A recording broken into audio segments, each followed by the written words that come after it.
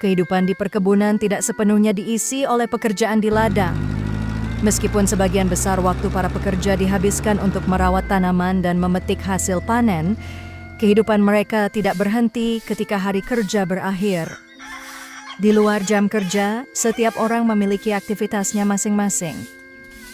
Setelah kembali dari kebun pada sore hari, para pekerja kembali ke kampung-kampung tempat mereka tinggal bersama keluarga. Di sanalah kehidupan sehari-hari berlangsung. Sebagian orang mengurus rumah tangga, memperbaiki rumah, atau merawat kebun kecil di sekitar tempat tinggal mereka. Yang lain mungkin berkumpul bersama tetangga, berbincang, atau sekadar beristirahat setelah hari kerja yang panjang.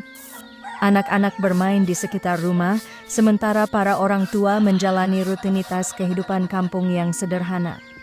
Di tengah lingkungan perkebunan yang teratur dan diatur oleh ritme kerja perusahaan, kehidupan sosial tetap berjalan seperti halnya di banyak kampung di Nusantara. Aktivitas-aktivitas kecil ini menjadi bagian penting dari kehidupan para pekerja. Di luar kebun dan pekerjaan sehari-hari, mereka tetap memiliki ruang untuk menjalani kehidupan pribadi, keluarga, dan kebersamaan di lingkungan tempat mereka tinggal.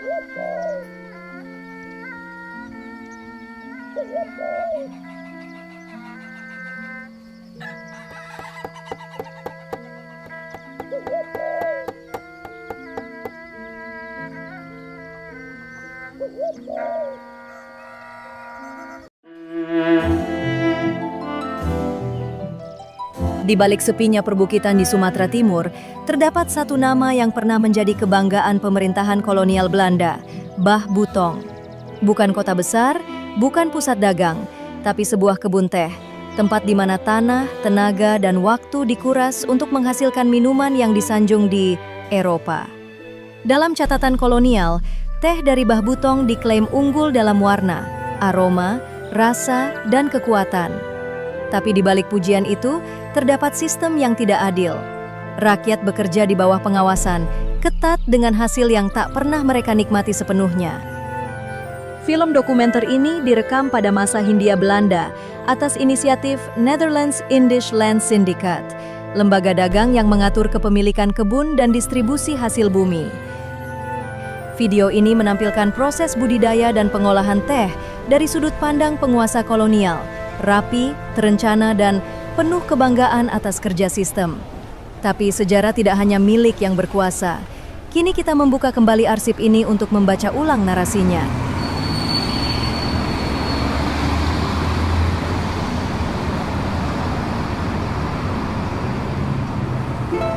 Inilah dokumentasi asli dari masa penjajahan, disajikan kembali oleh Failure Channel dengan narasi yang utuh, tajam, dan berpihak pada pembaca sejarah dari sisi yang lama disembunyikan. Pematang Siantar, kota kecil yang terletak 160 km dari pesisir timur Sumatera, menjadi pusat kegiatan industri teh kolonial di wilayah ini.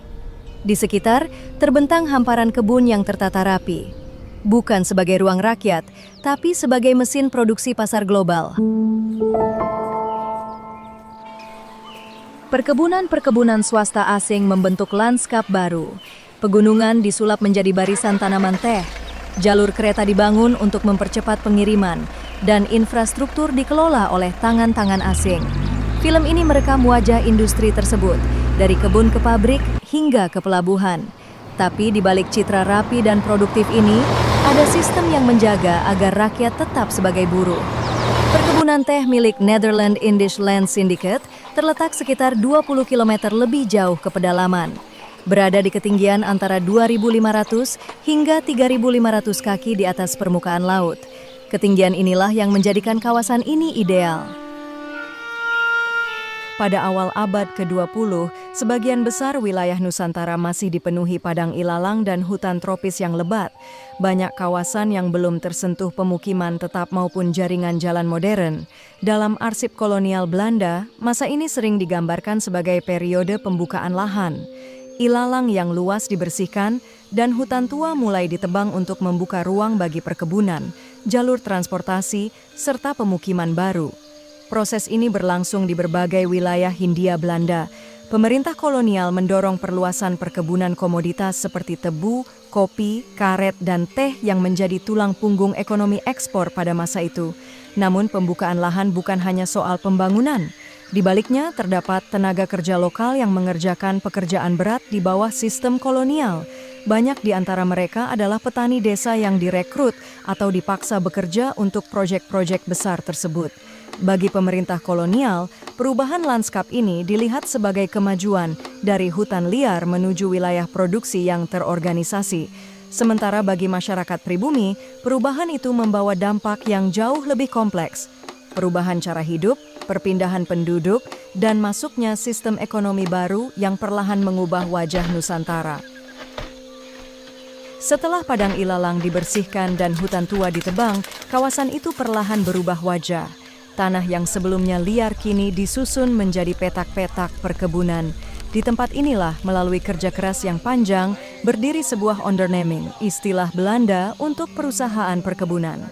Komoditas utamanya adalah teh. Pada awal abad ke-20, teh menjadi salah satu hasil perkebunan penting di Hindia Belanda. Daerah pegunungan dengan udara sejuk dianggap ideal untuk menanam tanaman ini. Perusahaan-perusahaan perkebunan Belanda membuka lahan luas di wilayah dataran tinggi Jawa. Bibit teh didatangkan dari luar negeri, lalu ditanam secara sistematis mengikuti pola perkebunan modern pada masa itu. Namun di balik berkembangnya usaha ini, terdapat tenaga kerja yang bekerja setiap hari di lereng-lereng kebun. Para buruh memetik daun teh, merawat tanaman, dan memastikan produksi berjalan tanpa henti. Bagi perusahaan kolonial, perkebunan teh adalah bagian dari jaringan ekonomi global. Daun-daun yang dipetik dari kebun-kebun di Jawa kemudian diproses, dikemas, dan dikirim ke pasar internasional. Sementara bagi masyarakat setempat, perkebunan ini menjadi bagian dari kehidupan sehari-hari. Tempat mereka bekerja, bertahan hidup, dan menjalani rutinitas di tengah perubahan besar yang sedang berlangsung di Nusantara.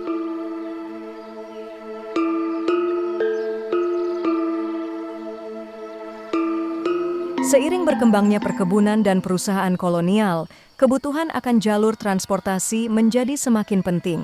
Jalan-jalan baru mulai dibangun, menghubungkan perkebunan dengan pabrik pengolahan, serta pelabuhan di kota-kota besar. Pembangunan infrastruktur ini menjadi bagian penting dari sistem ekonomi kolonial di Hindia Belanda. Melalui jalan-jalan inilah hasil bumi dari pedalaman, teh, kopi, karet, dan berbagai komoditas lainnya diangkut menuju pusat perdagangan. Namun di balik pembangunan itu, terdapat tenaga manusia yang bekerja dengan alat-alat sederhana. Para pekerja menggali tanah, memecah batu, dan meratakan lereng bukit untuk membuka jalur baru di daerah yang sebelumnya sulit dilalui. Bagi pemerintah kolonial, jalan-jalan ini adalah simbol kemajuan dan keteraturan. Tetapi bagi banyak pekerja pribumi, pembangunan tersebut adalah bagian dari kerja keras yang melelahkan, sebuah rutinitas berat yang menjadi fondasi bagi berkembangnya ekonomi perkebunan pada masa itu.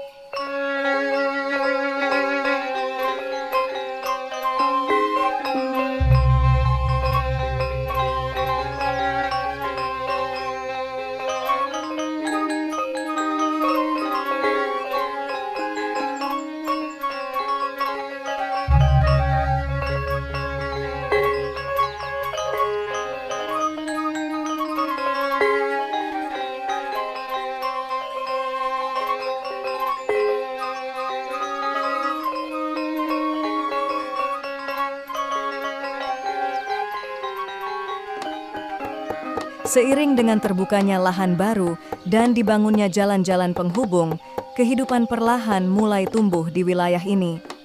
Rumah-rumah sederhana mulai didirikan. Di sekeliling perkebunan dan jalur transportasi yang baru, kampung-kampung kecil bermunculan. Para pekerja yang sebelumnya datang untuk membuka lahan atau membangun jalan, kini mulai menetap bersama keluarga mereka. Dengan bahan yang tersedia di sekitar, kayu, bambu, dan atap dari daun atau rumbia, mereka membangun tempat tinggal yang sederhana, namun cukup untuk memulai kehidupan baru. Kampung-kampung ini kemudian menjadi bagian dari lanskap baru di daerah perkebunan. Di sanalah kehidupan sehari-hari berlangsung.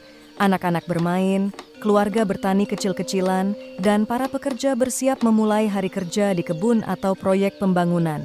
perlahan, dari lahan yang sebelumnya hanya padang ilalang dan hutan, terbentuklah komunitas-komunitas kecil yang menjadi cikal bakal pemukiman di wilayah tersebut.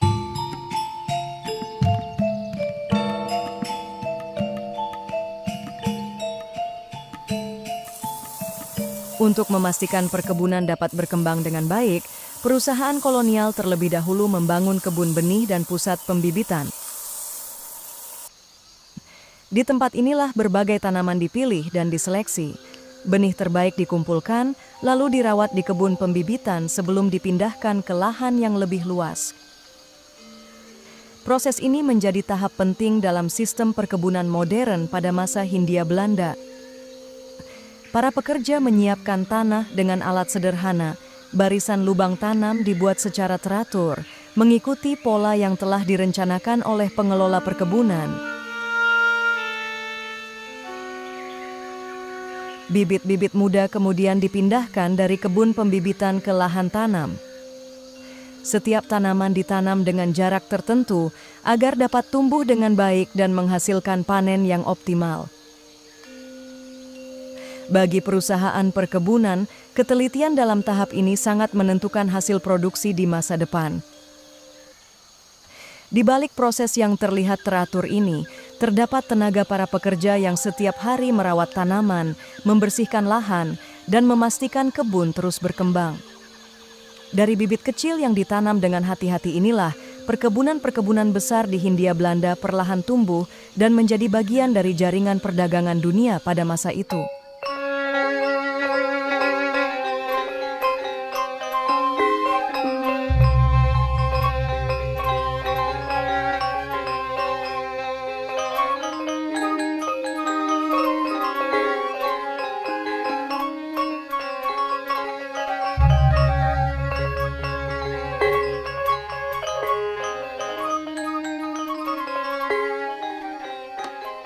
Tanaman yang telah tumbuh selama beberapa tahun mulai memasuki tahap penting dalam siklus perkebunan. Setelah 2 hingga 3 tahun, dilakukan pemangkasan pertama. Proses ini bertujuan membentuk tanaman agar tumbuh lebih rendah dan rimbun, sehingga memudahkan perawatan serta proses panen di masa berikutnya.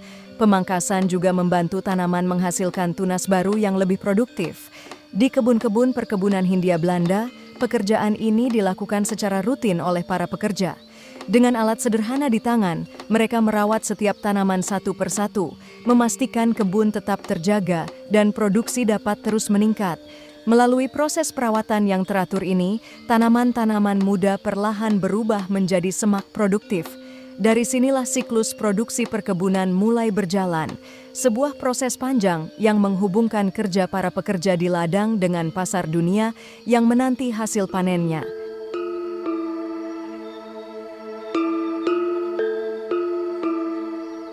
Setelah bertahun-tahun membuka lahan, menanam bibit, dan merawat tanaman, hasil dari pekerjaan panjang itu mulai terlihat. Barisan tanaman kini membentang luas di lereng-lereng perbukitan. Lahan yang sebelumnya hanya dipenuhi padang ilalang dan sisa-sisa hutan kini berubah menjadi kawasan perkebunan yang teratur. Bagi perusahaan perkebunan kolonial, inilah puncak dari proses yang telah dimulai sejak pembukaan lahan pertama. Setiap barisan tanaman mencerminkan kerja bertahun-tahun, mulai dari pembibitan, penanaman, pemangkasan, hingga perawatan yang dilakukan secara terus-menerus. Perkebunan-perkebunan seperti ini kemudian menjadi bagian penting dari ekonomi Hindia Belanda. Hasilnya dipanen, diolah, dan dikirim ke berbagai pasar di dunia. Namun di balik lanskap perkebunan yang luas ini, terdapat kisah panjang tentang tenaga manusia yang bekerja setiap hari di ladang. Dari tangan para pekerjalah kebun-kebun ini tumbuh dan menghasilkan, menjadikan wilayah-wilayah pedalaman Nusantara terhubung dengan perdagangan global pada masa itu.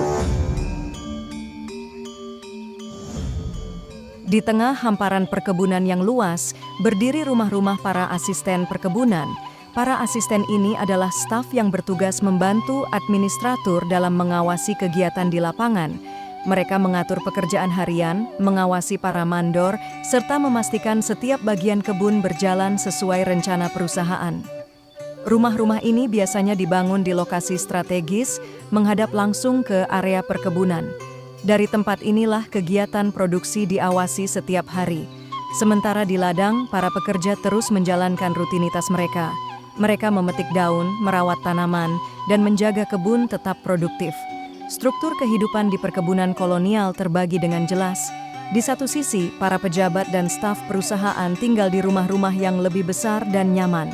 Di sisi lain, para pekerja menjalani hari-hari panjang di ladang menjadi bagian penting dari roda produksi perkebunan Hindia Belanda.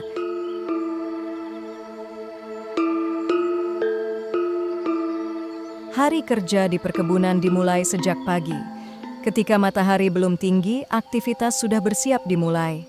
Jam menunjukkan waktu yang menjadi penanda bagi seluruh kegiatan di perkebunan.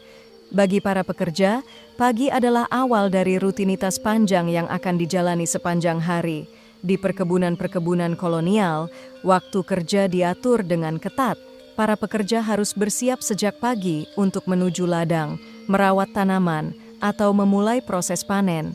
Bagi pengelola perusahaan, disiplin waktu menjadi bagian penting dari sistem kerja. Dari pagi hingga senja, seluruh aktivitas di perkebunan mengikuti ritme yang sama, ritme produksi yang menggerakkan roda ekonomi kolonial pada masa itu. Setiap hari dimulai dengan cara yang serupa, panggilan untuk bangun, bersiap, dan kembali bekerja di ladang yang luas. Pagi telah dimulai. Jam menjadi penanda bagi seluruh aktivitas di perkebunan. Ketika waktunya tiba, para pekerja mulai meninggalkan rumah-rumah dan barak tempat tinggal mereka. Dari berbagai sudut perkebunan, orang-orang bergerak menuju ladang. Mereka berjalan berbondong-bondong, mengikuti jalur yang sama menuju kebun tempat mereka bekerja setiap hari. Hari baru berarti kembali ke rutinitas yang telah lama menjadi bagian dari kehidupan perkebunan. Di wilayah-wilayah perkebunan kolonial, kehidupan diatur oleh disiplin waktu yang ketat. Sejak pagi, para pekerja sudah berada di ladang, merawat tanaman, memangkas semak, dan menjaga agar kebun tetap menghasilkan. Ketika waktunya tiba, pekerjaan pun dimulai. Para pekerja yang sejak pagi telah berjalan menuju kebun kini mulai menempati barisan tanaman yang menjadi tanggung jawab mereka. Di perkebunan kolonial, waktu adalah pengatur seluruh ritme kerja. Setiap hari mengikuti pola yang sama. Bangun pagi, berjalan menuju ladang, lalu bekerja hingga matahari bergerak tinggi di langit. Barisan tanaman yang luas itu membutuhkan tangan-tangan yang terus bergerak, memangkas, merawat, dan menjaga agar kebun tetap produktif. Dari kebun-kebun seperti inilah hasil bumi Nusantara dikumpulkan. Tanaman teh pada dasarnya adalah sejenis semak berkayu. Di alam liar, tanpa pemangkasan dan perawatan manusia, tanaman ini dapat tumbuh sangat tinggi, bahkan mencapai 10 hingga 15 meter. Umurnya pun panjang. Dalam kondisi alami, pohon teh dapat hidup lebih dari 100 tahun. Namun di perkebunan, tanaman teh tidak dibiarkan tumbuh setinggi itu. Para pengelola kebun sengaja memangkasnya secara berkala agar tetap rendah dan mudah dipanen. Tanaman teh yang tidak dipetik akan terus tumbuh. Bahkan di dalam perkebunan yang ditanam secara teratur, semak-semak teh dapat mencapai tinggi yang cukup besar apabila dibiarkan tanpa perawatan. Karena itulah tanaman teh di perkebunan selalu dipangkas secara berkala. Pemangkasan ini bukan hanya untuk menjaga bentuk tanaman, tetapi juga untuk memastikan pucuk-pucuk muda terus tumbuh.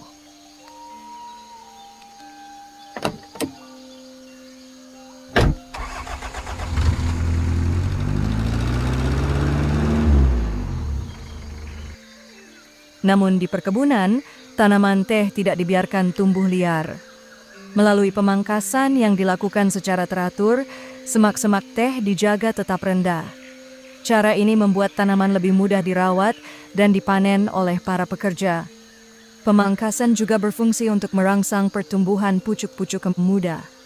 Pucuk muda inilah yang menjadi bahan utama dalam produksi teh. Dengan perawatan yang terus-menerus, tanaman teh dapat dipetik berkali-kali selama bertahun-tahun. Proses ini membuat satu kebun teh tetap produktif dalam jangka waktu yang sangat panjang.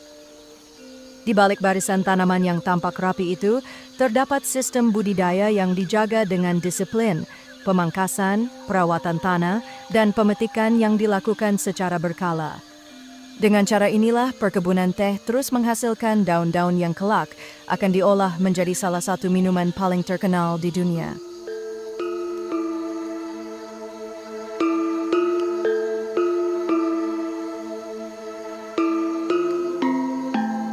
Namun tidak semua tanaman teh tumbuh dengan baik. Di antara barisan semak ada pula tanaman yang tumbuh tidak teratur atau kehilangan produktivitasnya. Dalam keadaan seperti itu, tanaman harus dipangkas secara drastis. Kadang-kadang batangnya dipotong hingga mendekati pangkal akar. Langkah ini dilakukan agar tanaman dapat tumbuh kembali dengan bentuk yang lebih sehat. Setelah pemangkasan berat seperti ini, tanaman teh akan mengeluarkan tunas-tunas baru. Dari tunas-tunas inilah kemudian terbentuk cabang-cabang muda yang kelak kembali menghasilkan pucuk teh. Perkebunan teh tidak terbentuk dalam waktu yang singkat. Diperlukan waktu bertahun-tahun sebelum satu tanaman berkembang menjadi semak yang siap dipanen secara teratur. Melalui pemangkasan yang terencana dan pemetikan yang dilakukan dengan hati-hati, tanaman teh perlahan membentuk percabangan yang lebar. Cabang-cabang inilah yang kelak menjadi tempat tumbuhnya pucuk-pucuk muda, bagian paling berharga dari tanaman teh. Proses ini tidak terjadi secara alami begitu saja. Ia merupakan hasil dari pengetahuan budidaya, pengalaman para pengelola kebun, dan kerja panjang para pekerja di ladang. Setiap potongan cabang, setiap pucuk yang dipetik, secara perlahan membentuk struktur tanaman yang ideal untuk produksi. Barulah setelah bertahun-tahun perawatan seperti ini, sebuah kebun teh benar-benar mencapai bentuknya yang produktif, barisan semak rendah yang rapi, siap dipanen dari musim ke musim. Di balik pemandangan kebun teh yang tampak tenang itu, tersimpan proses panjang yang menggabungkan ilmu budidaya, disiplin kerja, dan waktu yang tidak sebentar. Tidak semua tanaman di perkebunan tumbuh dalam keadaan sehat. Sebagian semak dapat terserang penyakit atau melemah setelah proses pemangkasan. Karena itu, setelah pemotongan dilakukan, tanaman-tanaman yang sakit akan menerima perawatan lanjutan. Para pekerja menyemprotkan cairan perlindungan ke batang dan daun untuk mencegah hama serta penyakit menyebar lebih jauh. Perawatan ini menjadi bagian penting dari pengelolaan perkebunan. Tanaman teh yang tampak sederhana di ladang sebenarnya membutuhkan perhatian yang terus-menerus. Setiap semak harus dipantau, dirawat, dan dijaga kesehatannya agar tetap mampu menghasilkan pucuk yang berkualitas. Di balik barisan tanaman yang tampak seragam itu, terdapat pekerjaan perawatan yang teliti, dari pemangkasan, pemulihan tanaman, hingga perlindungan terhadap penyakit.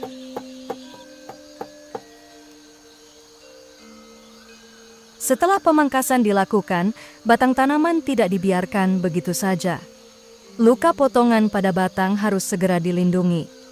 Di perkebunan teh, para pekerja menutup bagian yang dipotong dengan lapisan bahan pelindung. Seringkali berupa aspal atau tar.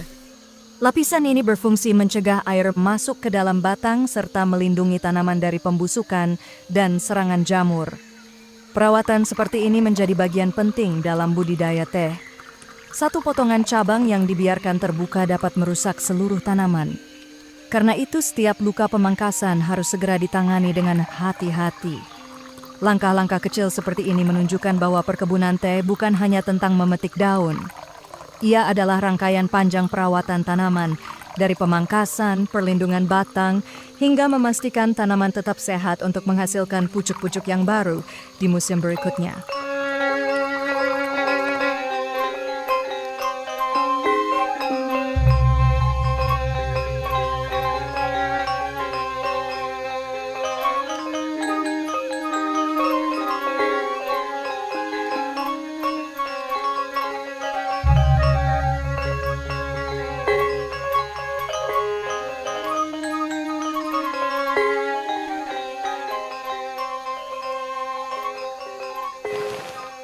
Setelah pemangkasan, tanaman teh menjadi lebih rentan terhadap panas matahari. Batang yang baru dipotong terbuka langsung terhadap sinar matahari tropis. Tanpa perlindungan, bagian ini dapat mengalami kerusakan yang dikenal sebagai sunburn atau luka akibat sengatan matahari. Karena itu, para pekerja memberikan perlindungan tambahan pada bagian batang yang baru dipangkas. Tanaman teh tidak selalu tumbuh paling baik di bawah sinar matahari penuh. Di banyak perkebunan, tanaman ini justru berkembang lebih baik di bawah naungan ringan. Karena itu, di antara barisan semak teh biasanya ditanam pohon-pohon pelindung. Pohon-pohon ini berfungsi menyaring cahaya matahari tropis yang terlalu terik. Dengan naungan yang cukup, tanah tetap lembab dan tanaman teh dapat tumbuh lebih stabil. Namun naungan ini tidak boleh terlalu rapat. Apabila pohon pelindung dibiarkan tumbuh terlalu lebat, cahaya yang sampai ke tanaman teh akan berkurang. Karena itu, cabang-cabang pohon pelindung harus dipangkas secara berkala. Melalui pengaturan naungan seperti inilah keseimbangan cahaya, udara, dan kelembapan di kebun teh dapat dijaga. Perkebunan teh bukan hanya soal menanam dan memetik daun. Ia adalah sistem budidaya yang terus diatur, mengendalikan cahaya, tanah, air, dan pertumbuhan tanaman agar kebun tetap produktif dari tahun ke tahun.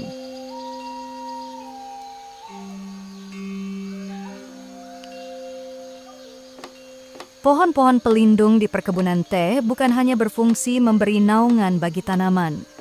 Sebagian di antaranya juga memiliki peran lain dalam sistem produksi perkebunan.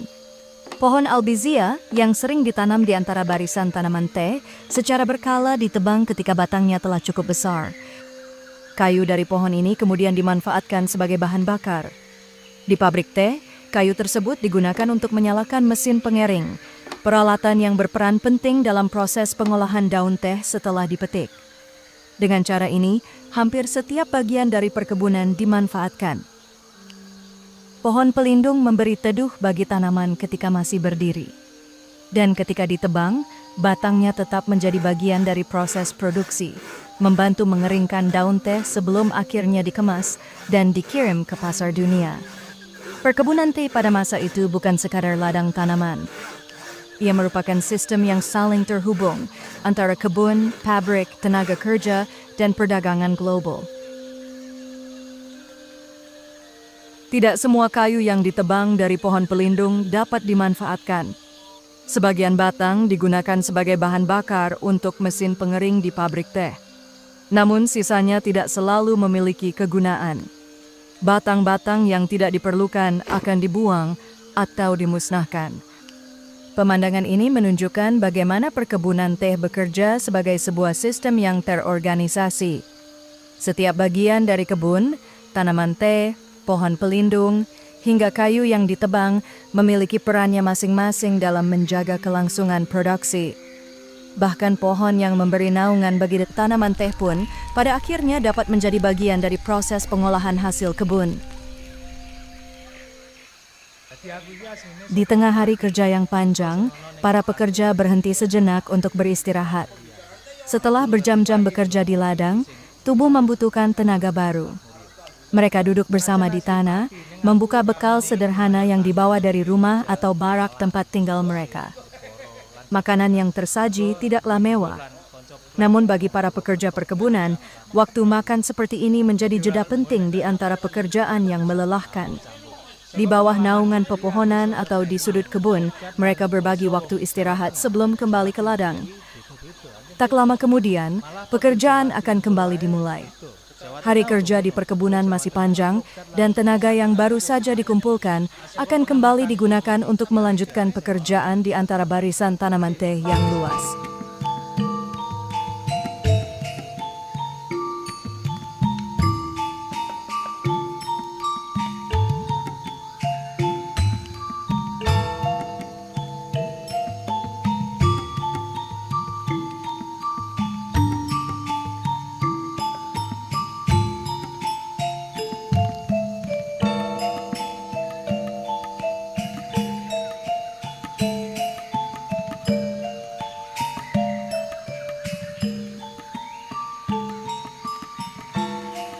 Di perkebunan teh, minuman yang paling mudah didapat tentu saja adalah teh itu sendiri.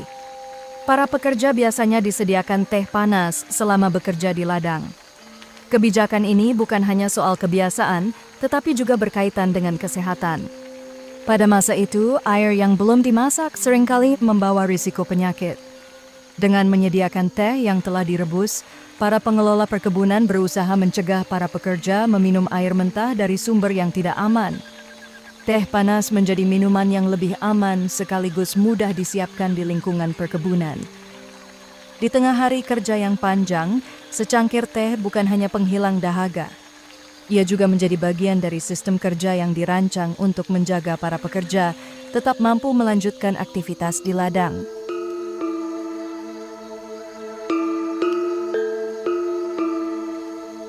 Sekitar 2 bulan setelah penanaman, perlindungan sementara yang menutupi tanaman teh mulai dilepas.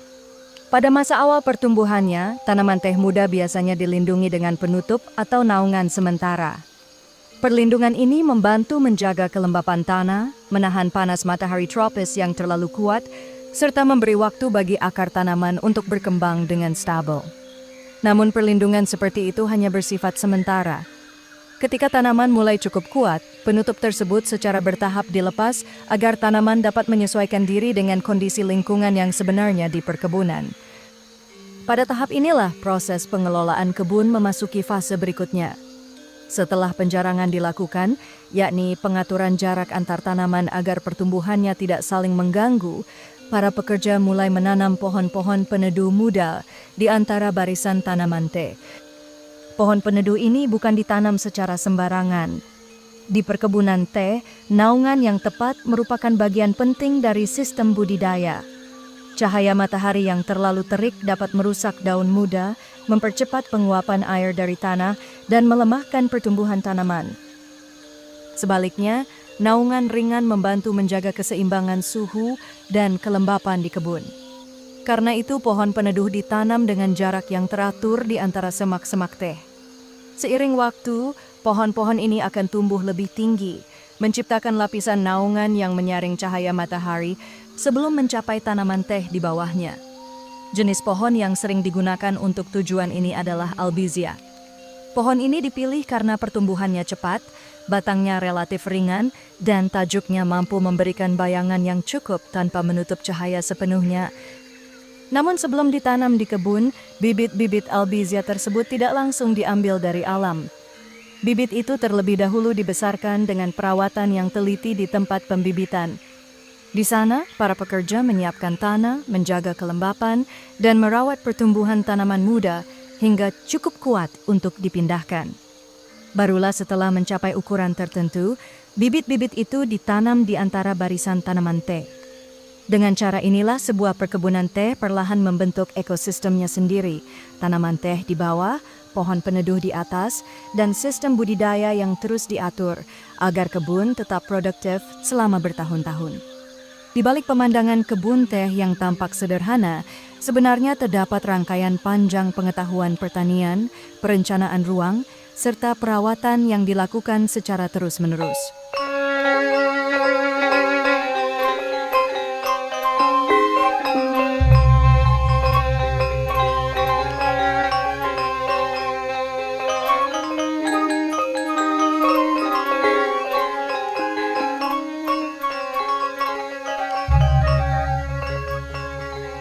Tidak semua bagian perkebunan berkembang dengan kekuatan yang sama.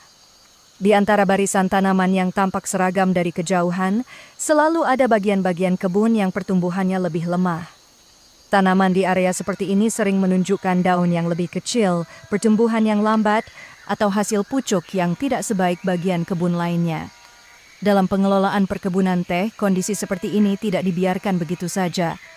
Para pengelola kebun akan mengamati bagian-bagian yang pertumbuhannya kurang baik, lalu melakukan perawatan tambahan. Salah satu langkah yang digunakan adalah pemberian pupuk amonium sulfat. Pupuk ini mengandung nitrogen, unsur yang sangat penting bagi pertumbuhan daun. Bagi tanaman teh, yang hasil utamanya justru berasal dari daun muda, ketersediaan nitrogen di dalam tanah menjadi faktor yang sangat menentukan. Dengan tambahan pupuk ini, tanah diharapkan kembali mampu menyediakan nutrisi yang cukup bagi tanaman. Tujuannya sederhana namun penting, merangsang pertumbuhan tunas baru dan memperbaiki kekuatan tanaman yang sebelumnya tampak lemah. Perawatan seperti ini menunjukkan bahwa sebuah perkebunan teh tidak hanya bergantung pada luas lahan atau jumlah pekerja. Produktivitasnya juga ditentukan oleh pengelolaan tanah, keseimbangan nutrisi, dan perhatian terhadap setiap bagian kebun. Melalui pemupukan, pemangkasan, pengaturan naungan, hingga perawatan terhadap penyakit tanaman, perkebunan teh dijaga agar tetap menghasilkan pucuk-pucuk muda yang berkualitas.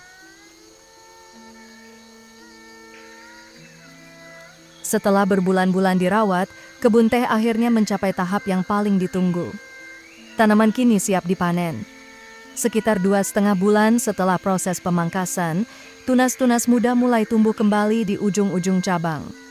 Tunas muda inilah yang menjadi bagian paling berharga dari tanaman teh. Daun-daun muda tersebut kemudian dipetik dengan hati-hati oleh para pekerja.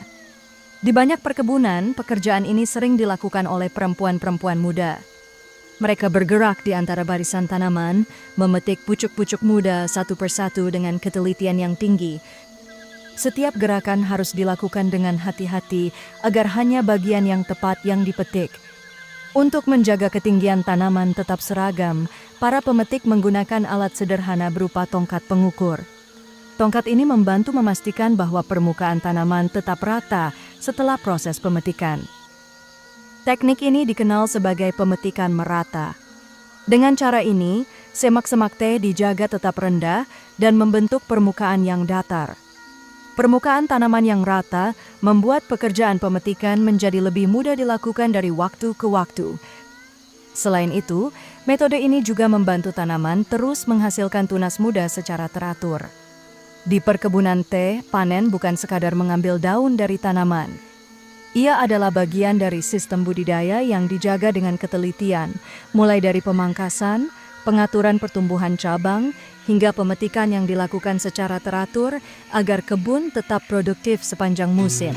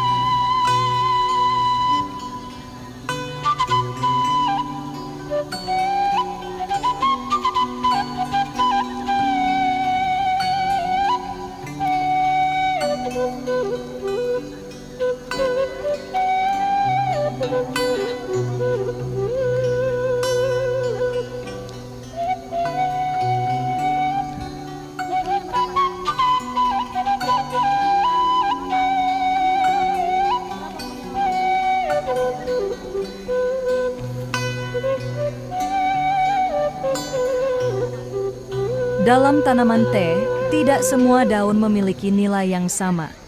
Bagian yang paling berharga justru berada di ujung cabang, pucuk muda yang baru tumbuh. Daun-daun paling muda inilah yang menghasilkan kualitas teh terbaik. Teksturnya lebih halus, kandungan aromanya lebih kaya, dan rasanya lebih lembut ketika diolah. Karena itu para pemetik tidak mengambil sembarang daun. Yang dipetik hanyalah pucuk-pucuk paling muda di bagian atas tanaman. Pekerjaan ini membutuhkan ketelitian yang tinggi. Satu gerakan yang salah dapat merusak tunas berikutnya yang seharusnya dipanen pada waktu berikutnya. Para pemetik harus mampu membedakan dengan cepat mana pucuk yang siap dipetik dan mana yang harus dibiarkan tumbuh. Keterampilan seperti ini tidak datang dengan sendirinya. Ia hanya diperoleh melalui pengalaman yang panjang. Bertahun-tahun bekerja di kebun membuat para pemetik memahami ritme pertumbuhan tanaman. Dengan gerakan yang cepat namun hati-hati, mereka memetik pucuk demi pucuk tanpa merusak cabang tanaman. Di tangan para pekerja yang berpengalaman inilah kualitas teh sebenarnya mulai terbentuk, bahkan sebelum daun itu sampai ke pabrik pengolahan. Apa yang tampak sederhana dari kejauhan, sesungguhnya adalah pekerjaan yang menuntut ketelitian, kesabaran, dan pengalaman yang tidak sedikit.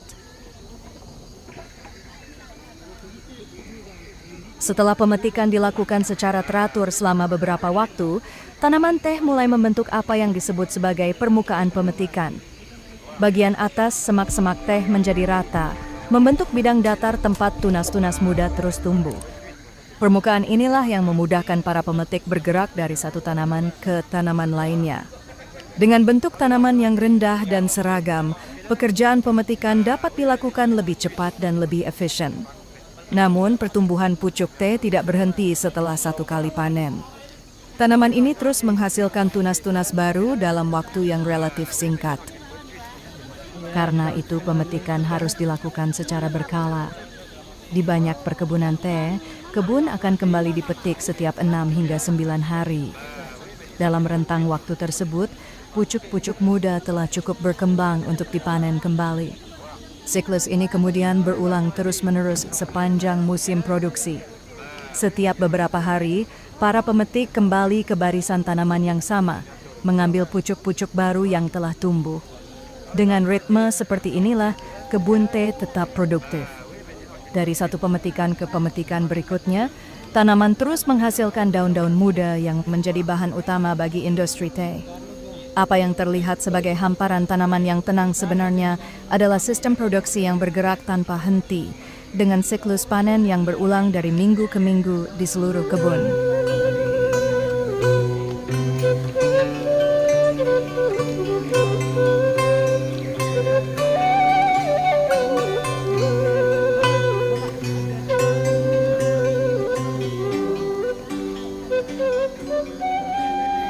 Tanaman teh tidak selalu tumbuh di tanah datar. Di banyak wilayah penghasil teh, kebun justru berada di lereng-lereng perbukitan. Bahkan pada lereng yang curam sekalipun, tanaman teh masih dapat berkembang dengan baik. Kondisi tanah pegunungan yang lebih sejuk, lembab, serta memiliki drainase alami yang baik, membuat lingkungan seperti ini sangat cocok bagi pertumbuhan tanaman teh. Karena itulah banyak perkebunan teh didirikan di daerah perbukitan dan dataran tinggi. Di tempat-tempat seperti ini, barisan tanaman teh mengikuti kontur alam. Semak-semak teh membentang di sepanjang lereng, membentuk pola yang mengikuti bentuk bukit dan lembah. Namun kondisi alam yang indah ini juga membawa tantangan tersendiri. Para pekerja harus memetik daun teh di medan yang tidak rata, seringkali di lereng yang cukup terjal. Mereka bergerak di antara barisan tanaman dengan keseimbangan yang terlatih, memetik pucuk demi pucuk sambil menjaga agar tidak merusak cabang tanaman. Pemandangan kebun teh di perbukitan memang terlihat tenang dari kejauhan. Tetapi di balik lanskap hijau yang luas itu, terdapat kerja manusia yang terus berlangsung. Di lereng-lereng curam tempat tanaman teh tumbuh dan dipanen sepanjang musim.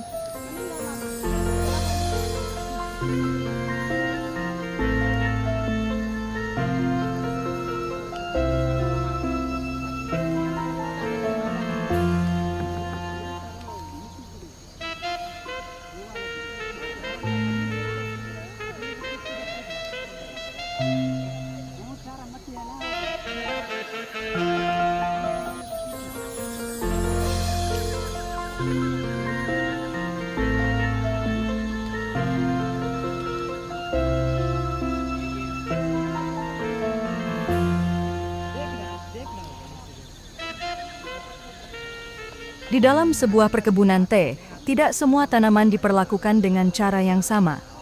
Ada kalanya beberapa semak menunjukkan pertumbuhan yang lebih lemah dibandingkan yang lain. Daunnya lebih kecil, tunasnya tumbuh lebih lambat, dan hasil pucuknya tidak sebanyak tanaman di sekitarnya. Dalam keadaan seperti ini, tanaman tidak langsung dipaksa untuk terus dipanen. Sebaliknya, pemetikan justru dihentikan untuk sementara waktu. Dengan tidak dipetik, tanaman diberi kesempatan untuk beristirahat. Energi yang biasanya digunakan untuk menghasilkan pucuk baru dapat kembali disalurkan untuk memperkuat batang dan cabang-cabangnya.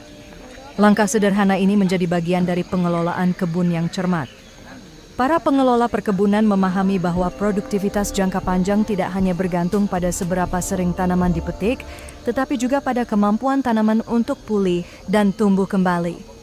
Dengan memberi waktu istirahat pada semak yang lemah, keseimbangan kebun tetap terjaga. Dan dari keseimbangan itulah siklus produksi teh dapat terus berlangsung.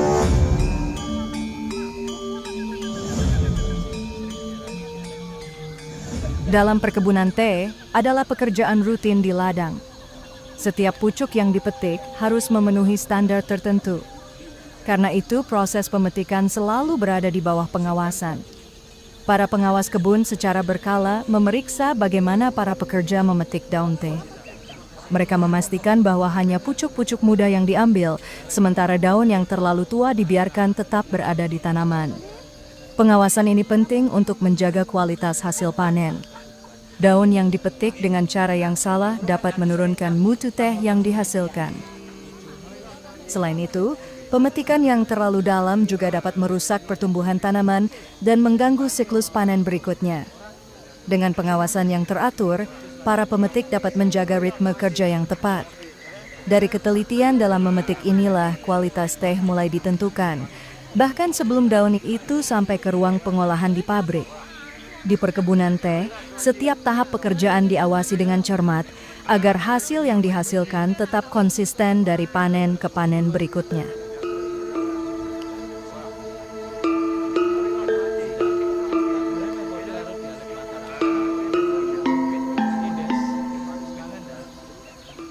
Selama proses pemetikan berlangsung, daun-daun teh yang baru dipetik tidak langsung dibawa ke pabrik. Di ladang, daun terlebih dahulu dikumpulkan oleh para pemetik.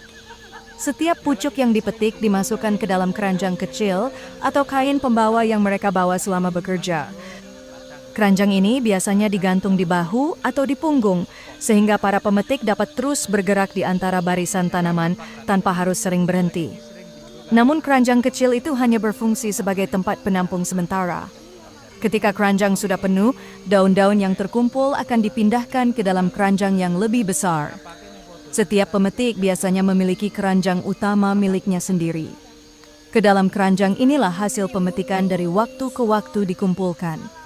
Dengan cara ini, daun-daun yang dipetik tetap terjaga dan tidak rusak sebelum dibawa ke tahap berikutnya. Proses pengumpulan yang sederhana ini menjadi bagian penting dari pekerjaan di kebun teh. Ratusan tangan memetik pucuk-pucuk muda, lalu mengumpulkannya sedikit demi sedikit hingga keranjang-keranjang besar itu penuh.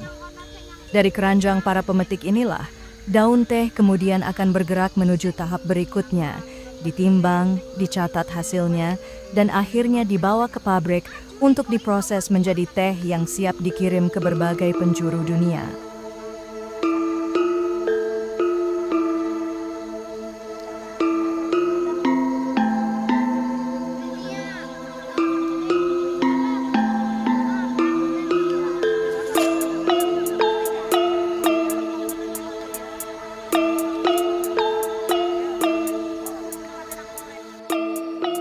Daun yang baru dipetik tidak boleh terlalu lama dibiarkan berada di ladang. Pucuk-pucuk teh yang masih segar harus segera dibawa ke pabrik untuk diproses. Karena itu, di perkebunan teh biasanya telah diatur sistem pengangkutan yang terjadwal. Beberapa kali dalam sehari, kendaraan pengangkut khusus datang berkeliling ke bagian-bagian kebun.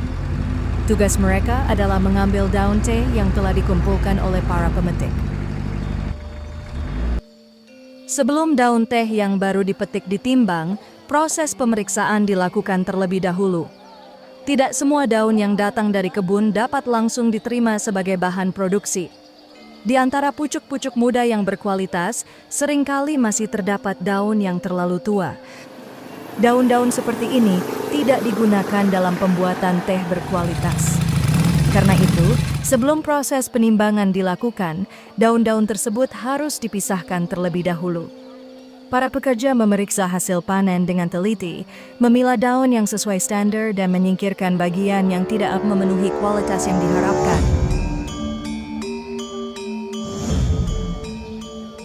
Setelah daun-daun teh dipetik dari kebun dan melalui proses penyortiran awal, tahap berikutnya adalah penimbangan. Setiap hasil petikan yang datang dari para pekerja harus terlebih dahulu ditimbang sebelum masuk ke proses pengolahan. Penimbangan ini memiliki beberapa tujuan penting. Pertama, untuk mencatat jumlah daun teh yang dipanen dari setiap bagian kebun. Kedua, untuk menghitung hasil kerja para pemetik yang bekerja sepanjang hari di ladang. Di tempat penimbangan, keranjang-keranjang berisi daun teh yang masih segar dibawa satu persatu. Daun-daun itu kemudian dituangkan ke dalam alat timbang untuk mengetahui beratnya secara tepat. Catatan hasil penimbangan biasanya langsung dicatat oleh petugas perkebunan.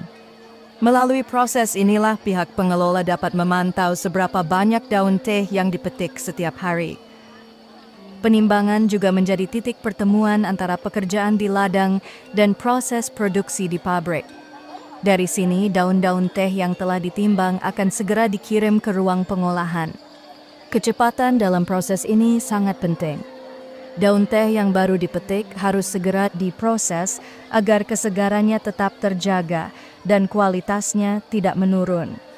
Dengan demikian, penimbangan bukan sekadar kegiatan mencatat berat daun. Ia menjadi bagian penting dari sistem kerja perkebunan, menghubungkan tenaga para pemetik di kebun dengan rangkaian proses produksi teh yang akan berlangsung di pabrik.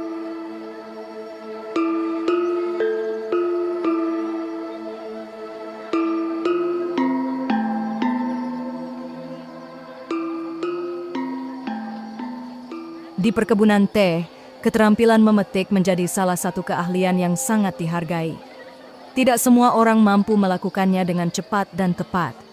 Para pemetik yang berpengalaman dapat memanen dalam jumlah yang luar biasa. Seorang pemetik yang terampil seringkali mampu mengumpulkan lebih dari 80 pon daun teh dalam satu hari kerja. Jika dihitung dalam jumlah pucuk, hasil itu setara dengan puluhan ribu tunas muda yang dipetik satu persatu dari tanaman. Diperkirakan jumlah tersebut bisa mencapai sekitar 50.000 pucuk teh. Pemetikan yang terlalu kasar dapat merusak pertumbuhan tanaman dan menurunkan kualitas panen berikutnya. Karena itu, keterampilan ini biasanya diperoleh melalui pengalaman bertahun-tahun di kebun.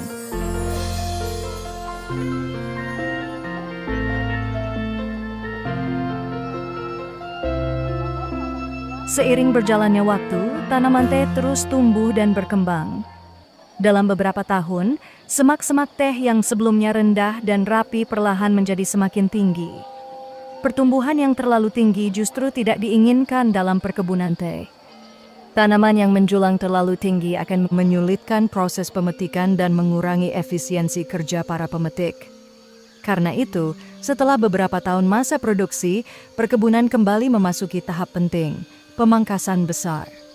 Cabang-cabang tanaman dipotong untuk menurunkan kembali tinggi semak. Pemangkasan ini merupakan bagian dari sistem budidaya teh yang telah lama diterapkan di perkebunan kolonial. Dengan memangkas tanaman, pertumbuhan baru akan muncul dari bagian batang yang tersisa. Tunas-tunas muda kembali berkembang, membentuk cabang baru yang lebih rendah dan lebih mudah dipetik. Dari sinilah siklus produksi teh dimulai kembali.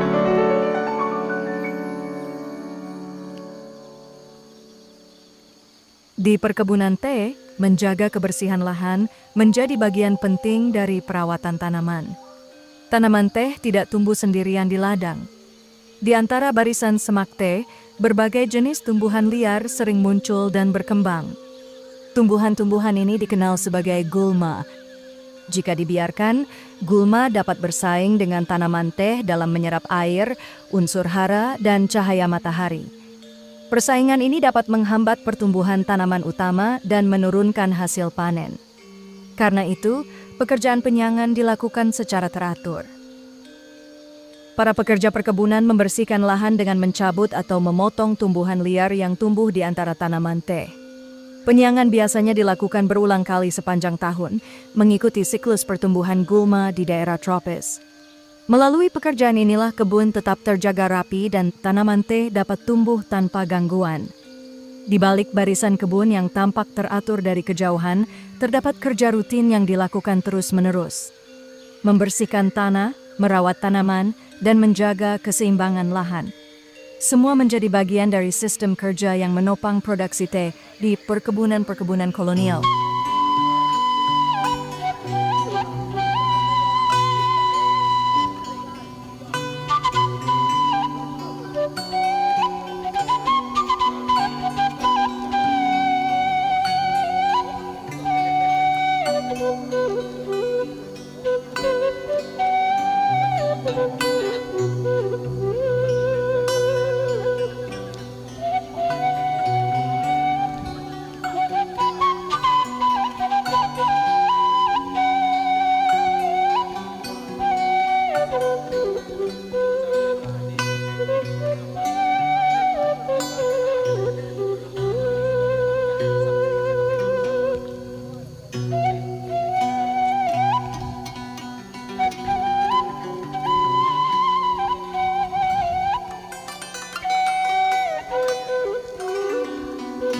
Menjelang sore hari, aktivitas di perkebunan mulai berakhir. Sejak pagi, para pekerja telah menghabiskan waktu mereka di ladang. Memetik pucuk teh, merawat tanaman, membersihkan gulma, dan menjalankan berbagai pekerjaan yang menjadi bagian dari kehidupan di perkebunan. Hari kerja yang panjang akhirnya mencapai penutupnya. Satu persatu para pekerja meninggalkan kebun. Keranjang-keranjang telah dikosongkan, hasil panen telah ditimbang, dan pekerjaan hari itu telah diselesaikan. Mereka berjalan kembali menuju rumah-rumah dan barak tempat mereka tinggal. Perjalanan pulang ini menjadi bagian yang tak terpisahkan dari ritme kehidupan di perkebunan. Setiap hari mengikuti pola yang hampir sama. Pagi dimulai dengan pekerjaan di ladang, dan sore diakhiri dengan langkah pulang setelah tugas selesai. Di balik rutinitas yang tampak sederhana itu, perkebunan teh terus bergerak. Hari demi hari, pucuk-pucuk teh dipetik. Dari kebun-kebun di dataran tinggi Nusantara, hasilnya akan dikirim ke pabrik, kemudian menuju pelabuhan, dan akhirnya berlayar ke berbagai negara di dunia. Namun bagi para pekerja yang berjalan pulang pada sore hari, yang tersisa hanyalah satu hal yang paling nyata. Hari kerja telah selesai. Dan esok pagi, siklus itu akan kembali dimulai.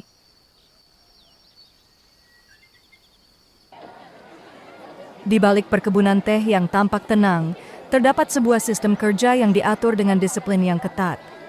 Setiap hari, para pekerja datang ke ladang sejak pagi, menjalankan berbagai pekerjaan yang menjadi bagian dari kehidupan perkebunan. Memetik pucuk teh, membersihkan lahan, merawat tanaman, hingga mengangkut hasil panen menuju tempat penimbangan. Namun semua pekerjaan itu tidak hanya diatur oleh waktu kerja. Ia juga diatur oleh sistem administrasi yang menjadi tulang punggung perkebunan kolonial. Salah satu bagian dari sistem itu adalah pembayaran upah. Di banyak perkebunan teh pada masa Hindia Belanda, para pekerja biasanya menerima upah mereka 2 kali dalam sebulan. Hari pembayaran menjadi momen yang dinanti oleh para pekerja. Pada saat itulah hasil kerja mereka selama berminggu-minggu dihitung dan dibayarkan. Catatan kerja yang dibuat oleh pengawas perkebunan menentukan berapa banyak upah yang diterima. Jumlah pucuk yang dipetik, hari kehadiran, serta tugas-tugas lain yang dijalankan menjadi bagian dari perhitungan tersebut. Bagi perusahaan perkebunan, pembayaran ini merupakan bagian dari sistem pengelolaan tenaga kerja yang besar dan terorganisasi. Sementara bagi para pekerja sendiri, upah itu memiliki arti yang jauh lebih sederhana namun sangat penting. Dari upah itulah mereka membeli bahan makanan, memenuhi kebutuhan keluarga, dan melanjutkan kehidupan. Di balik secangkir teh yang kelak diminum di berbagai belahan dunia, terdapat bukan hanya tanaman yang tumbuh di kebun, tetapi juga kehidupan ribuan pekerja yang menggantungkan hidupnya pada ritme kerja perkebunan.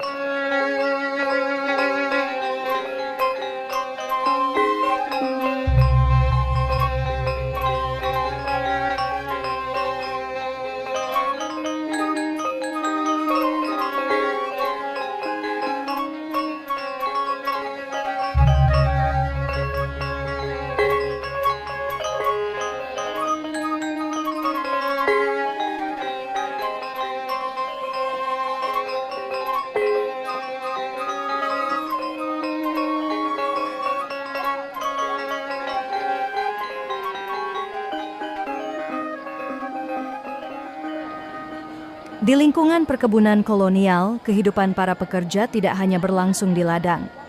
Di sekitar kebun biasanya juga berdiri berbagai fasilitas yang disediakan oleh perusahaan. Salah satunya adalah toko perusahaan, tempat para pekerja membeli kebutuhan sehari-hari. Di toko-toko ini tersedia berbagai barang yang dibutuhkan oleh para pekerja dan keluarga mereka. Mulai dari bahan makanan, beras, gula, garam, hingga kebutuhan rumah tangga lainnya. Namun berbeda dengan pasar tradisional yang biasa dikenal oleh masyarakat Nusantara, sistem jual-beli di toko perusahaan memiliki aturan tersendiri. Harga barang di toko perkebunan telah ditetapkan oleh pihak perusahaan. Karena itu, para pembeli tidak diperbolehkan menawar harga seperti yang lazim terjadi di pasar rakyat. Bagi pengelola perkebunan, sistem harga tetap ini dianggap sebagai cara untuk menjaga keteraturan dalam perdagangan di lingkungan perusahaan. Semua barang memiliki harga yang sudah ditentukan sebelumnya. Sementara bagi para pekerja, toko perusahaan menjadi bagian dari kehidupan sehari-hari di kawasan perkebunan. Di tempat inilah mereka menggunakan upah yang diterima dari hasil kerja mereka. Dengan demikian, perkebunan bukan hanya menjadi tempat bekerja, tetapi juga membentuk sebuah lingkungan kehidupan yang lengkap. Dengan ladang tempat bekerja, rumah tempat tinggal, serta toko tempat memenuhi kebutuhan hidup sehari-hari.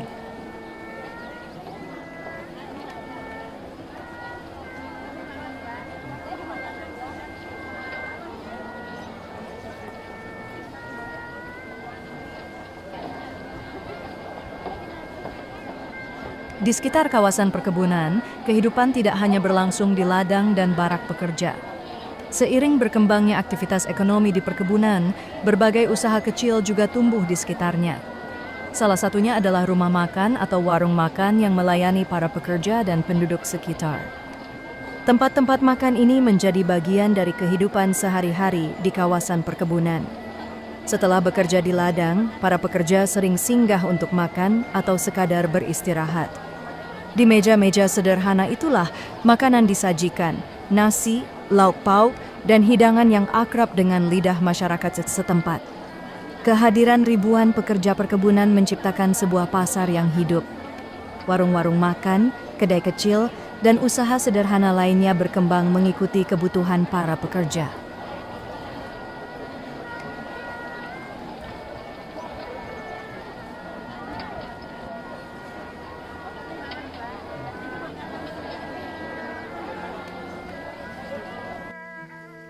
Dalam laporan-laporan perkebunan kolonial, sering digambarkan bahwa para pekerja perusahaan mendapatkan perawatan yang baik. Perusahaan menampilkan kehidupan para pekerja sebagai sesuatu yang tertata dan terpelihara. Permukiman pekerja biasanya dibangun dalam bentuk kampung-kampung yang terletak tidak jauh dari area perkebunan. Kampung-kampung ini digambarkan berada di lokasi yang luas dan terbuka, dikelilingi oleh alam pegunungan atau dataran tinggi tempat perkebunan berada. Di dalamnya berdiri rumah-rumah sederhana yang disediakan bagi para pekerja dan keluarga mereka. Rumah-rumah itu biasanya berukuran kecil, namun dianggap cukup untuk kehidupan sehari-hari. Di sekitar rumah, sering pula disediakan halaman atau kebun kecil. Kebun ini dapat digunakan oleh para penghuni untuk menanam sayur-sayuran atau tanaman kebutuhan rumah tangga. Selain tempat tinggal, fasilitas dasar juga disediakan di kawasan tersebut. Di beberapa tempat terdapat lokasi mandi bersama yang dibangun untuk memenuhi kebutuhan kebersihan para pekerja. Semua ini menjadi bagian dari sistem permukiman yang dibangun di sekitar perkebunan. Dengan cara inilah perusahaan perkebunan mengatur kehidupan para pekerjanya. Mulai dari tempat bekerja di ladang hingga tempat tinggal yang berada di lingkungan perusahaan itu sendiri. Permukiman pekerja, kebun-kebun teh, dan fasilitas yang tersedia di sekitarnya membentuk sebuah dunia kecil yang terhubung langsung dengan kehidupan perkebunan kolonial. Di perkebunan-perkebunan besar pada masa kolonial, kehidupan para pekerja tidak hanya diatur melalui pekerjaan di ladang. Perusahaan juga mengelola berbagai kebutuhan dasar yang berkaitan langsung dengan kehidupan para pekerja. Salah satu kebutuhan utama itu adalah makanan pokok. Untuk memastikan para pekerja tetap dapat memenuhi kebutuhan hidup sehari-hari, perusahaan perkebunan biasanya menyediakan distribusi bahan pangan. Di banyak perkebunan teh pada masa itu, beras menjadi komoditas utama yang dibagikan kepada para pekerja. Pembagian ini dilakukan secara berkala. Biasanya 2 kali dalam sebulan, perusahaan mendistribusikan beras kepada para pekerja yang bekerja di perkebunan. Beras tersebut menjadi bagian penting dari sistem pengelolaan tenaga kerja di lingkungan perkebunan. Melalui distribusi ini, perusahaan berusaha menjaga ketersediaan bahan makanan bagi para pekerja dan keluarga mereka. Di kawasan perkebunan yang seringkali berada jauh dari pusat kota atau pasar besar, sistem seperti ini dianggap sebagai cara untuk memastikan kehidupan para pekerja tetap berjalan. Dengan demikian, selain mengatur pekerjaan di kebun, perusahaan perkebunan juga membangun sistem yang mencakup berbagai aspek kehidupan sehari-hari. Mulai dari tempat tinggal, fasilitas umum, hingga penyediaan bahan makanan pokok bagi para pekerja yang menggantungkan hidupnya pada dunia perkebunan kolonial.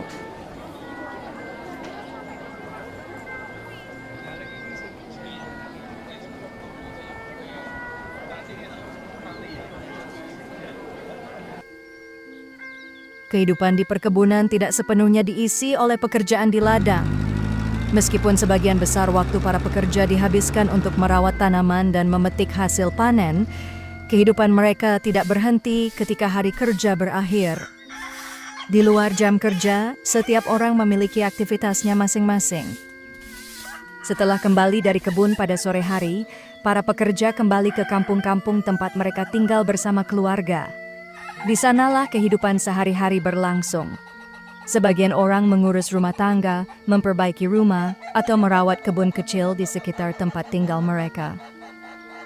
Yang lain mungkin berkumpul bersama tetangga, berbincang, atau sekadar beristirahat setelah hari kerja yang panjang. Anak-anak bermain di sekitar rumah, sementara para orang tua menjalani rutinitas kehidupan kampung yang sederhana. Di tengah lingkungan perkebunan yang teratur dan diatur oleh ritme kerja perusahaan, kehidupan sosial tetap berjalan seperti halnya di banyak kampung di Nusantara. Aktivitas-aktivitas kecil ini menjadi bagian penting dari kehidupan para pekerja. Di luar kebun dan pekerjaan sehari-hari, mereka tetap memiliki ruang untuk menjalani kehidupan pribadi, keluarga, dan kebersamaan di lingkungan tempat mereka tinggal.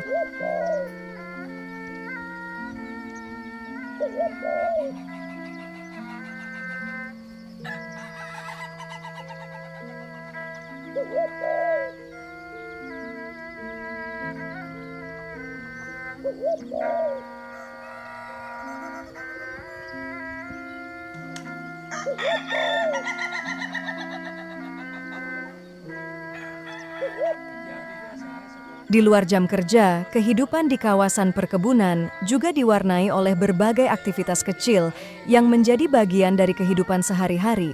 Sebagian pekerja menggunakan waktu luang mereka untuk bersosialisasi, berkumpul dengan teman-teman, atau sekadar mencari hiburan sederhana. Di beberapa tempat, permainan kecil atau perjudian ringan kadang menjadi bagian dari hiburan itu. Tidak jarang pula permainan semacam ini dilakukan dengan cara yang unik, bahkan dengan sistem pembayaran secara bertahap. Hal-hal seperti ini menunjukkan bagaimana kehidupan sosial di kawasan perkebunan berkembang dengan caranya sendiri. Di tengah rutinitas kerja yang teratur dan lingkungan yang dikendalikan oleh perusahaan, para pekerja tetap menciptakan ruang bagi kesenangan kecil dalam kehidupan mereka. Dalam film dokumenter kolonial seperti ini, kehidupan para pekerja sering digambarkan sebagai sesuatu yang tenang dan tentram. Narasi yang disampaikan seolah menunjukkan bahwa kehidupan masyarakat di sekitar perkebunan berjalan dengan damai dan tanpa banyak kesulitan. Gambaran semacam ini mencerminkan cara pandang yang ingin ditampilkan oleh pembuat film pada masa itu. Sebuah kehidupan pedesaan yang terlihat sederhana, stabil, dan berjalan dengan ritme yang teratur. Namun di balik gambaran yang tampak tenang tersebut, kehidupan di perkebunan sebenarnya merupakan bagian dari sistem ekonomi besar yang menghubungkan ladang-ladang di Nusantara dengan pasar dunia. Disitulah hasil kerja para pekerja perkebunan menjadi bagian dari jaringan perdagangan global yang membentang jauh melampaui batas kebun tempat mereka bekerja. Di tengah kehidupan sehari-hari para pekerja, terdapat pula momen-momen khusus yang membawa suasana berbeda. Salah satunya adalah perayaan Tahun Baru Jawa. Pada masa itu, pergantian tahun dalam penanggalan Jawa menjadi peristiwa yang dirayakan oleh masyarakat dengan penuh kegembiraan. Di kampung-kampung pekerja perkebunan, suasana menjadi lebih meriah dari biasanya. Orang-orang berkumpul, saling berkunjung, dan merayakan datangnya tahun yang baru. Tradisi lokal tetap hidup di tengah lingkungan perkebunan yang dikelola oleh perusahaan kolonial. Bagi para pekerja, momen seperti ini menjadi kesempatan untuk sejenak melepaskan diri dari rutinitas kerja di ladang. Sebuah waktu untuk merayakan kebersamaan, menjaga tradisi, dan memperkuat kehidupan sosial di antara komunitas yang hidup di sekitar perkebunan. Menjelang perayaan Tahun Baru Jawa, suasana di kampung-kampung sekitar perkebunan berubah menjadi lebih meriah. Bagi masyarakat Jawa, pergantian tahun bukan sekadar penanda waktu, tetapi juga momen penting untuk memperkuat kebersamaan di dalam desa. Salah satu tradisi yang sering dilakukan adalah penyembelihan hewan kurban, biasanya seekor kerbau atau sapi. Hewan tersebut disembelih sebagai bagian dari upacara adat yang melambangkan rasa syukur dan harapan akan keselamatan, serta keberkahan di tahun yang baru. Setelah penyembelihan selesai, daging kerbau kemudian dipotong dan dibagikan kepada warga kampung. Pembagian ini dilakukan secara merata agar setiap keluarga mendapatkan bagian. Tradisi semacam ini bukan hanya soal makanan, tetapi juga tentang solidaritas sosial. Melalui pembagian daging, masyarakat desa menegaskan kembali ikatan kebersamaan di antara mereka. Di tengah kehidupan perkebunan yang diatur oleh ritme kerja perusahaan, tradisi-tradisi lokal seperti ini tetap bertahan. Ia menjadi pengingat bahwa di balik dunia produksi komoditas ekspor, masyarakat desa masih menjaga adat dan kebiasaan yang telah hidup turun-temurun di tanah Jawa. Demikianlah gambaran kehidupan di perkebunan teh di tanah Jawa pada masa Hindia Belanda. Di daerah pegunungan yang berhawa sejuk, dari dataran tinggi Priangan hingga lereng-lereng gunung di Jawa Tengah dan Jawa Timur, perkebunan teh tumbuh sebagai bagian penting dari ekonomi kolonial. Iklim tropis yang lembab, tanah vulkanik yang subur, serta ketinggian antara 800 hingga 1.500 meter di atas permukaan laut menjadikan wilayah-wilayah ini sangat cocok untuk budidaya tanaman teh. Sejak abad ke-19, kawasan-kawasan pegunungan tersebut perlahan berubah menjadi hamparan kebun teh yang luas. Dari sanalah daun-daun teh dipetik setiap hari oleh para pekerja, lalu diproses di pabrik-pabrik perkebunan, sebelum akhirnya dikirim melalui pelabuhan-pelabuhan besar seperti Batavia dan Surabaya menuju pasar dunia. Di balik pemandangan kebun yang rapi dan hijau itu, terdapat kehidupan masyarakat yang tumbuh di sekitar perkebunan. Kampung-kampung pekerja, tradisi desa, serta ritme kehidupan lokal berjalan berdampingan dengan sistem produksi kolonial yang terorganisasi. Arsip film seperti ini memberi kita kesempatan untuk melihat langsung bagaimana kehidupan itu berlangsung hampir 1 abad yang lalu. Bukan hanya tentang tanaman teh, tetapi juga tentang manusia, tanah, dan sejarah yang saling terhubung di pegunungan Nusantara. Sebuah potret masa lalu yang kini menjadi bagian dari ingatan sejarah Indonesia. Saatnya kami pamit undur sejenak. Dan untuk para pecinta sejarah yang cerdas dan hebat, terima kasih banyak sudah menyimak. Sampai jumpa di lembar sejarah berikutnya, hanya di Failure Channel.